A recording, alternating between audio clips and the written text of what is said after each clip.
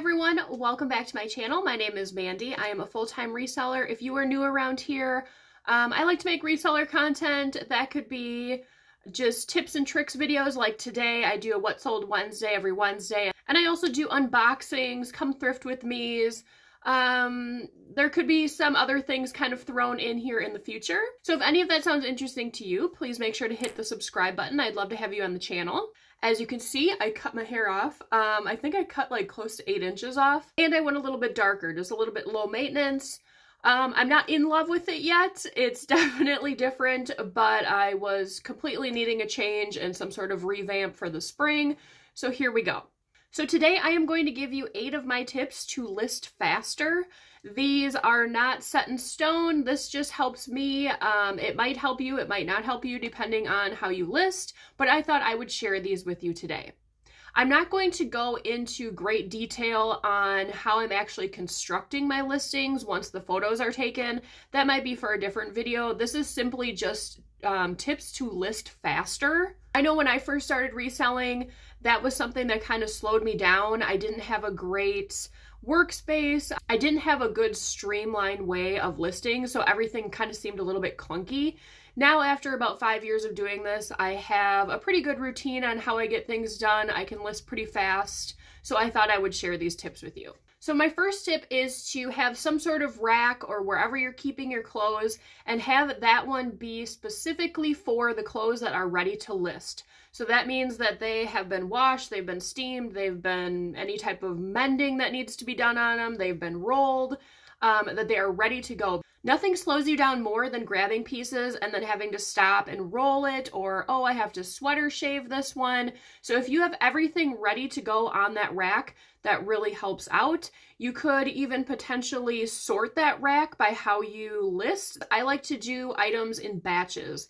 That just is easier for me depending on the item and where it goes in my inventory. So jeans, they are in their own bin. I like to do a bunch of jeans at one time. It is muscle memory once you start taking the pictures to where I put my measuring tape, and it just goes a lot quicker for me. So the different batches I use are jeans, shoes, accessories, hats, hard goods, and then I kind of clump like shirts, dresses, swimsuits, that kind of stuff all just goes in one batch because that just goes in my bins on their own. For me, this helps me because if I am doing the same type of item, I'm normally going to be in the same area in my listing space, so I'm not moving around, I'm not changing my lighting, and it just makes things a little bit quicker. I'm actually going to pop in a picture of this bag that I am waiting to come to me. You can wear it as kind of like a fanny pack type deal or like crossbody, and I think this is really going to help me. One thing that I wanted to make a little bit easier when I list is I feel like I am setting things down and then I'm like, okay, where did I put my phone? Where did I put this? You know, so if I can have everything on my person in this little bag, I think that's going to be huge. So with that, you want to make sure that you have a good workspace. You don't want a bunch of clutter because if you're constantly moving things around, that's going to slow you down. And if you're constantly looking for something, that's also going to slow you down. That's why I think this bag is going to be great. In the bag, I am going to put a pair of scissors. That is just a quick snip any loose threads that you see while you're photographing. I will put in a measuring tape. I do use a long, it's similar to a yardstick. I think it might be a little bit longer. That stays right by me, so that will be fine, and it's not going to fit in there. I am going to put this little guy in there. It's a little hand, and this has come in so handy. So if I have a flaw on the item, before I used to just kind of take a picture of it and then you didn't really know where it was. Sometimes I've seen people go back in the editing and they will, you know, highlight it with a circle on their editing software. You know, I've seen people just point to it. Sometimes I'm a little bit self-conscious if my nails aren't done. So this just eliminates all of that. So let's just say, so if there was a flaw right there, I can take a picture far enough back that you are going to see exactly where that is on the garment. And you will also be able to see the flaw very easily without having to go back and edit anything in your photos. The fourth tip is to have a plan for measurements. I think in the world of reselling used clothing, you definitely need to have measurements, just because a lot of these places, Mercari and Poshmark for sure, say that they don't return for fit. I have my eBay set up that if people want to return, they can, but they have to pay the shipping back to me. I think you're gonna have a better chance of a sale if there are measurements provided. I know personally, I would never buy a pair of jeans online unless I knew the inseam, just because I have very short legs, and I'm not gonna spend my money on something that I can't return if I don't know the measurements on it. So I always do measurements. There's a couple different ways I've seen them done. You could take a picture of the actual ruler or whatever you're using. That's what I do. It cuts down on me having to write down anything, or like if I am thinking about a million different things and the measurement should be 23 and I wrote down 26 by accident. That's why I do the pictures. They also show exactly where I am measuring. I've also seen people write it down and take a picture of that using a dry erase board. I've seen people use, like, I think picture frames with just like a white piece of paper behind it and then use dry erase markers. And then I've also seen people type them manually in their listing. That's what I did originally when I first started, but I think that that really just kind of bogged me down when I was doing my listings, because I'd have to, you know, put a whole extra piece in there. So once again, you can do whatever you'd like for the measurements. You could not put measurements in. That's completely up to you. I am just letting you know what works for me and what I've seen other sellers do.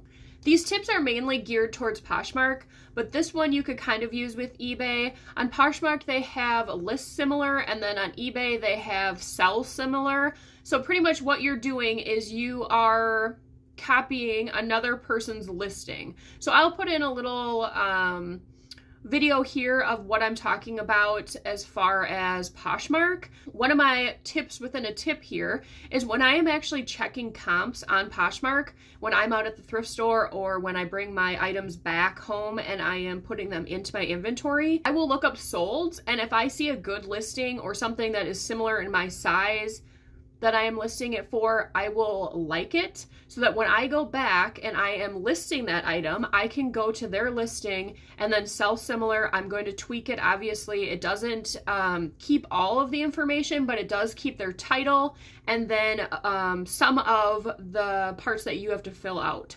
So you'll have to change some things depending on your item, but this saves so much time, especially if they have a great title. You can kind of tweak it a little bit to what works for you, and then that way you also know that that title has sold before. So something in that title worked or in their description worked. So that's just my tip there. That will save you a bunch of time, especially if you are liking those items that are already sold as you are looking up comps, because then they're ready to go right for you when you are doing your listing. My next tip for when you are doing your listing is to have a template that you use on all of your listings. What I do is in my title, I will put in as much information as I can in that title. Then when I get to the description, I will put in the brand and then what it is. So for an example, if they were Abercrombie & Fitch jeans, I have my whole title with a bunch of keywords and everything like that. Then I get to my description, I put Abercrombie & Fitch jeans, then I put a colon, and then now I'm going to start describing the item. So the best advice I ever got for listing something is to describe it like there are no pictures. So make sure you are putting in there how you get the item on. That's a big deal. Some dresses, they might have zippers in the back, they might have zippers on the side, they might just be a pullover. That could be a deciding factor for someone when buying a dress. But going back to the jean example, you want to make sure you're putting, if it's a button fly, some people don't like button flies and they want zippers. So if they got that item and you didn't show that there were a button fly and you didn't put it in your description, that could be a case for a return because you are not accurately describing that item. Other things for jeans that I make sure to put in there, are they high rise? Are they mid rise? Are they low rise? What style are they? Are they straight, flare, wide leg? Those are all things people are looking for when they are going to search for the jeans that they're looking for. If you have the actual wash name, that can also help. You could potentially find that on the interior tags of the item. I will just take photos of all of the tags so that the buyer is aware if it needs to be dry cleaned, if it has any stretch. I will write if it has stretch. That is a big thing people are looking for, especially in jeans. So just make sure you are putting in as much information in as a buyer would need or is searching for to help your listing get sold.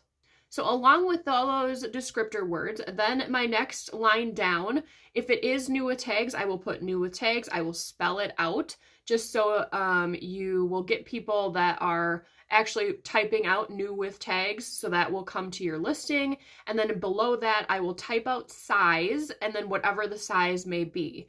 I've seen other people, I don't know if any of this is true because I feel like everyone is just kind of going off of what works for them, but I have seen that in search, it is better to have the actual word size and then the size that it is written out, not S, not SZ, not just large, that people are actually typing in size large. So if that is true or not, I'm not sure, but that's what I do. If there wasn't enough room for the keywords I wanted to use in the title, I will put them below that and I will just separate them by a comma. Please, whatever you do, do not put a whole paragraph of different keywords that do not represent your item. That is not the correct way to use those keywords, because when people are actually looking for something, especially when it comes to brand too, don't put a bunch of brands in there that could get your listings flagged. I've seen people, you know, stuff all the Anthropologie brands in and the item is from Walmart. Some people I think are honestly just saying that this looks like it could be made by those brands, but you can't do that because those listings could get flagged and then they could be removed. So just make sure you are being mindful of what you're using for your keywords. And then with my last tip, it actually goes along with the keywords. In my phone, I also have screenshots of different cuts and styles of different items. So the names of different sleeves, the names of different way dresses are cut and the style of them. Same thing with shoes. I also have in my notes document a big list of keywords. I don't use all of them, but if I need to reference something, if I'm looking at a dress and I'm like, okay, I don't know if this dress is a fit and flare or an A-line, I can go back to those photos and take a look at what an A-line looks like and what a fit and flare looks like, and then compare it to my dress. So then I can also be looking at that same dress and be like, okay, so I've decided that it is an A-line. Now looking at my keywords, what would also fit with this? So that it's not where I'm just like aimlessly looking in the internet to try and figure out what, you know, that dress is, what it looks like. So that just gives me something that I can look at and reference while I'm listing. So it's right there in front of me. I don't have to go searching for that information, and it just makes everything go a lot quicker. So those are my 8 tips. Like I said in the beginning, it is not set in stone that you need to do it this way. That's one great thing about being a reseller is you get to do things the way you want to. It doesn't always work the best for everyone, depending on what setup they have, how their inventory works, the time that they have to list. So these were my 8 quick tips. I hope you got something out of it. If you enjoyed today's video, please make sure to give it a like. I really appreciate it. And I will see you in the next video. Bye!